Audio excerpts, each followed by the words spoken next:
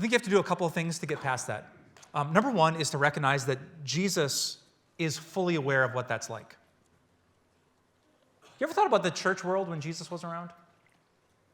Like the pastors of the church, like the Pharisees, were just holier than thou, judgmental jerks.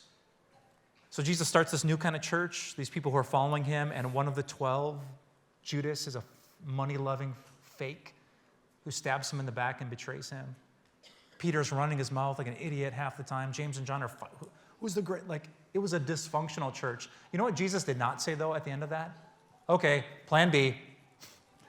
Y'all just have a personal relationship with God because this is too messy. So Jesus, who knew just how sin would happen within the church, he didn't give up on the idea of church. This is why the Bible says in Hebrews chapter 10, I think verses 24 and 25, let us not give up meeting together as some people are in the habit of doing.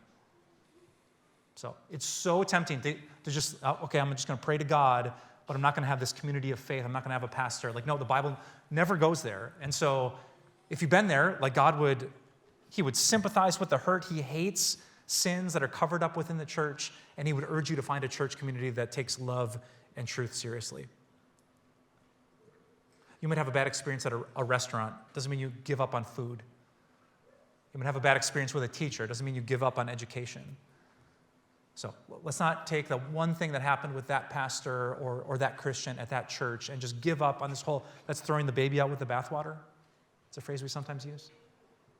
So yeah, meditate on not just the life of Jesus, but I think Hebrews chapter 10, verses 24 and 25, and let God convince you of the real beauty of being part of a church community.